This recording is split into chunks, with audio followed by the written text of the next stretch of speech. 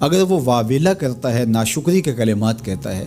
تو تکلیف تو ختم نہیں ہوتی لیکن اجر زائل کر دیا جاتا ہے۔ تو اس لیے ہمیں ہر صورت کے اندر صبر کے دامن کو مضبوطی سے تھامنے کی تلقین کی گئی ہے، اور اہل ایمان کو یہ بھی سبق دیا گیا کہ جب انہیں کوئی بھی مصیبت پہنچتی ہے تو وہ کہتے ہیں انا للہ و انا الیہ راجعون، کہ ہم اسی کے ہیں اور اسی کے حضور پلٹ کے جانا ہے۔ تو یہ وہ امر ہے کہ جو ان کی طبیعت کے اندر ٹھہراؤ پیدا کرتا ہے اور ان کی زندگیوں کے اندر اللہ تعالیٰ جل شانہ پر جو یقین ہے اس کا پتہ دیتا ہے۔ اگر مصیبت کو اللہ کی طرف سے سمجھ کے، مان کے صبر کیا جائے، اس کو مقدور سمجھا جائے، اس پر واویلا نہ کیا جائے، اللہ کی نافرمانی کا کوئی کلمہ نہ بولا جائے، اپنے عقیدے میں تزلزل نہ آنے دیا جائے، اپنے رویوں کی خوبصورتی کو زائل نہ ہونے دیا جائے، تو اس کا مطلب ہے کہ وہ شخص مومن ہے، اس کا یقین ہے کہ یہ اللہ کی طرف سے ہے۔ تو پھر اس کے یقین کے صلے کے اندر اللہ اس کو پھر ہدایت قلب کا چراغاں نصیب کرتا ہے۔ اور فرمایا واللہ بکل شیء علیم، اور اللہ ہر شے کو جاننے والا ہے، اسے پتہ ہے کہ کسی پر مصیبت نازل کیوں کرنی ہے،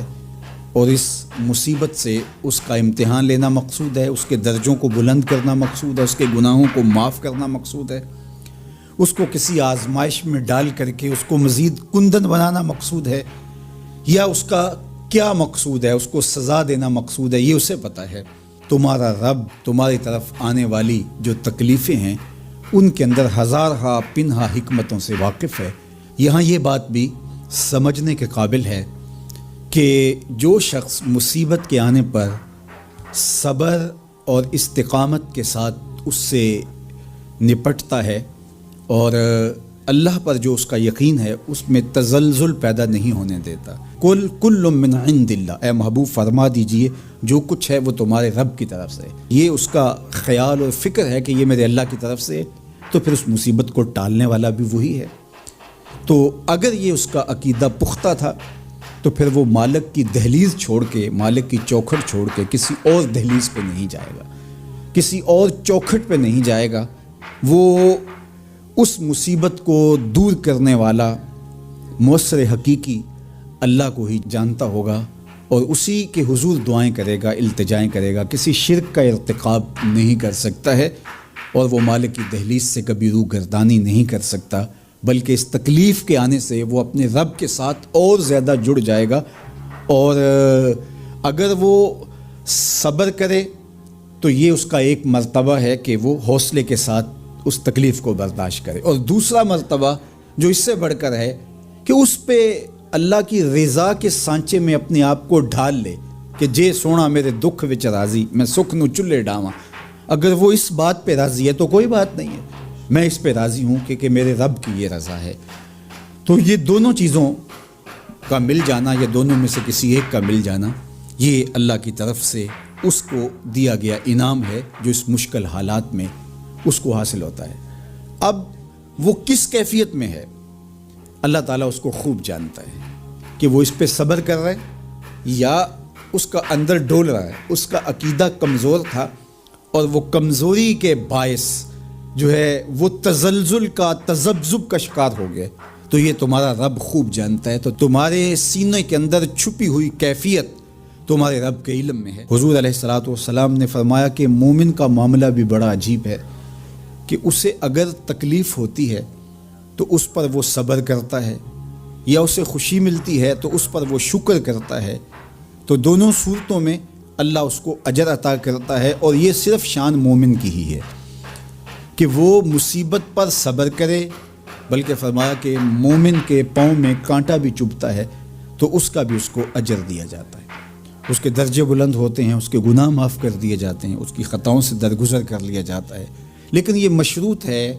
حضرت جابر رضی اللہ تعالیٰ عنہ فرماتے ہیں کہ رسول کریم صلی اللہ علیہ وآلہ وسلم نے ارشاد فرمایا، اللہ اکبر، دیکھیے کہیں کہا گیا کالا کالا نبی صلی اللہ علیہ وسلم، کہا گیا کالا کالا رسول اللہ صلی اللہ علیہ وسلم، کہیں کہا گیا کالا کالا ابو القاسم صلی اللہ علیہ وسلم، کیسے رنگ ہیں۔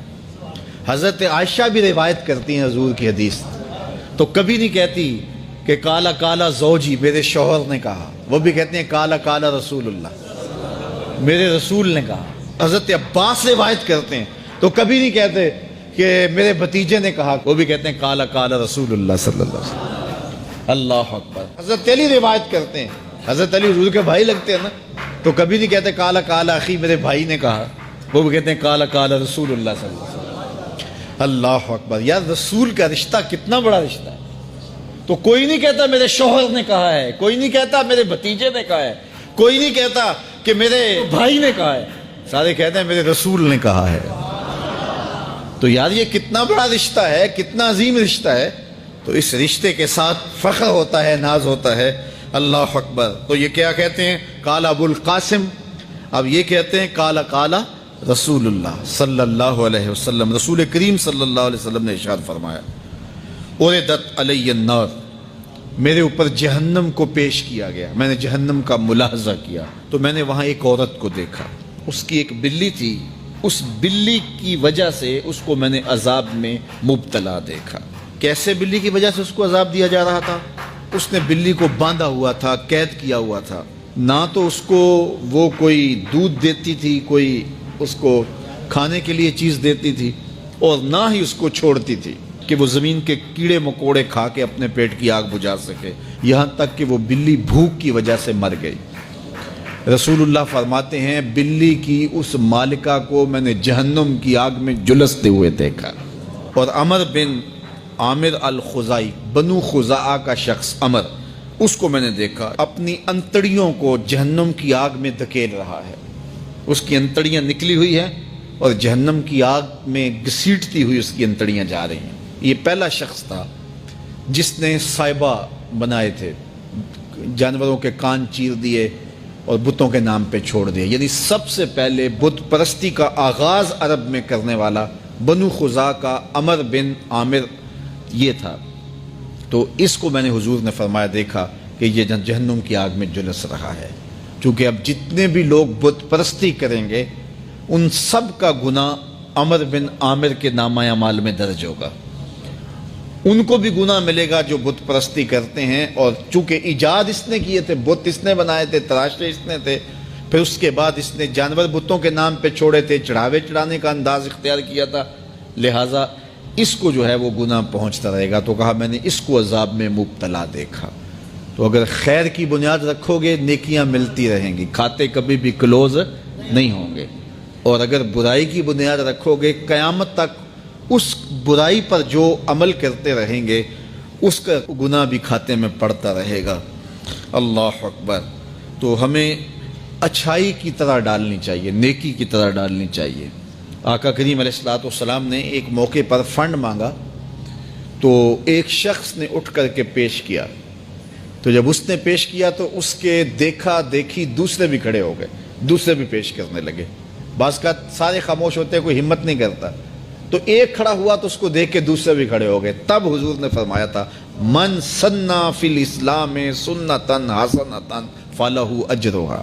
جس نے اسلام میں کوئی اچھا طریقہ رائج کیا اس کو اس کا اجر ملے گا،